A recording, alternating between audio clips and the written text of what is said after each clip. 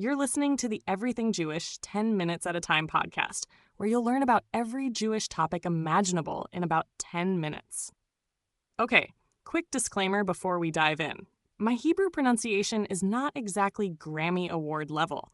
In fact, since my voice is AI generated, sometimes I say Hebrew words like I'm auditioning for a GPS system that took a wrong turn. So if you hear me mispronounce something like Micah, just roll with it and imagine your uncle at Passover trying to read Hebrew after a couple glasses of Manischewitz.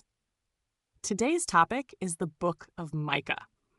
Let's unpack this little gem together. And don't worry, I'll keep it entertaining, relatable, and as snackable as a plate of rugelach at a kiddush table. Micah was one of the minor prophets, which doesn't mean his words were less important, just that his book is shorter. Think of it like comparing a Netflix miniseries to a full-blown 10-season HBO epic. Micah lived in the 8th century BCE, around the same time as Isaiah, and his world was a mess of political drama, corrupt leaders, and spiritual crises. The northern kingdom of Israel and the southern kingdom of Judah were caught up in alliances with big, scary empires like Assyria. Micah's job? To stand up, point his finger, and say, "Hey people, this isn't going to end well if you keep ignoring justice, oppressing the poor, and worshiping idols." Basically, Micah was the ancient version of that one friend who always tells you the hard truth when you don't want to hear it. One of the coolest things about Micah is how blunt he is. He doesn't sugarcoat things, doesn't bury the message in legalese.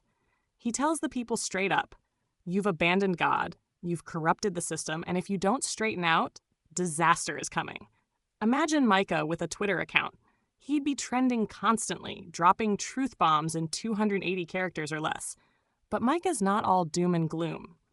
He's also famous for his vision of a hopeful future, where nations beat their swords into plowshares and their spears into pruning hooks. Translation? Put down the weapons and pick up the gardening tools. Imagine everyone canceling their weapon subscription and investing in Home Depot stock instead. That image of peace and harmony has inspired not only Jewish tradition, but also Christian and modern peace movements. It's painted on murals, quoted by politicians, and even carved into walls near the United Nations. Not bad for a guy from a tiny village in Judah. Micah's village, by the way, was Moresheth, a small farming town. That's important because it gives him street cred, or maybe field cred. Unlike prophets from the big city of Jerusalem, Micah came from the countryside, which shaped his perspective. He saw firsthand how farmers were exploited by wealthy elites and corrupt leaders. When Micah rails against injustice, he's not making an abstract point.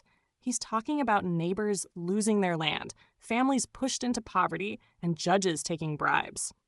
It's a bit like today when people complain about billionaires buying up everything, while regular folks struggle with rent. Micah looked at the inequality in his society and said, "This is not what God wants." His rural background made him the people's prophet, the one who saw life from ground level rather than from palace balconies.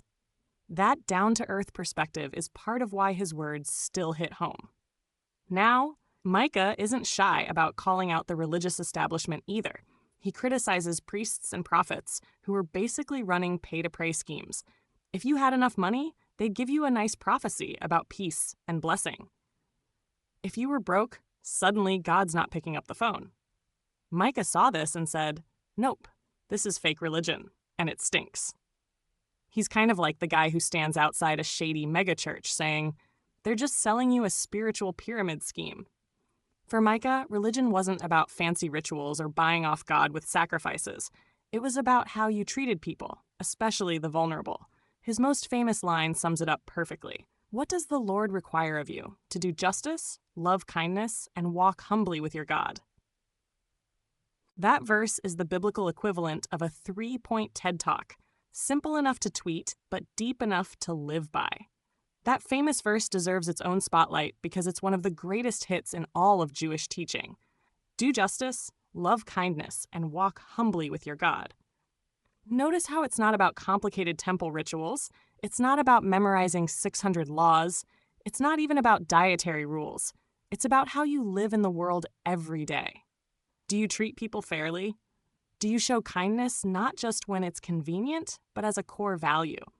Do you walk humbly, meaning you don't strut around like you own the place, but recognize there's something bigger than you. It's as relevant in a boardroom as it is in a synagogue. Imagine Micah dropping this line into a workplace seminar. Suddenly, HR would look less like a lecture and more like spiritual wisdom. Jews throughout history have quoted this verse as the distilled essence of the entire Torah. It's been embroidered on synagogue walls, carved into gravestones, and posted as inspirational Instagram quotes long before Instagram existed. Micah also gives us powerful imagery about leadership. He compares corrupt rulers to cannibals devouring their people. Yes, that's as gross as it sounds, but it gets the point across. He wanted people to understand just how destructive bad leadership could be. On the flip side, he offers visions of good leadership, where rulers protect rather than exploit. In one prophecy, he even talks about a future ruler from Bethlehem, which Christians later connected to Jesus. For Jews, that's less about one individual and more about the general hope for a messianic era when leaders finally get it right. Either way, Micah's point is timeless. Leaders should serve the people, not themselves. Think of it like the difference between a boss who eats the last donut in the break room versus the one who brings in a fresh dozen. One drains morale, the other lifts it. Micah wanted leaders who nourished, not devoured. And Micah wasn't afraid to talk about consequences. He warned that Jerusalem could be destroyed because of its corruption. This wasn't a popular message, kind of like when a climate scientist says, hey, if we keep this up, the planet's going to melt. People didn't want to hear it, but Micah said it anyway. Centuries later, the prophet Jeremiah actually credits Micah with saving his own life. Jeremiah was on trial for saying Jerusalem would fall, and his supporters defended him by saying, hey, Micah said the same thing, and people listened. That's the prophetic hall of fame right there, when another prophet uses your name as a legal precedent. Micah's warnings weren't scare tactics, they were reality checks. He didn't want destruction, but he knew ignoring injustice always leads to collapse. His legacy shows that telling the truth, even when it's unpopular, can change history. Micah's book may be short, just 7 chapters, but it's packed like a power bar. You get warnings, you get hope, you get poetry, you get justice slogans. He manages to balance doom with dreams, judgment with mercy. His vision of a world where nations live in peace, where everyone sits under their vine and fig tree without fear, is about as cozy as it gets.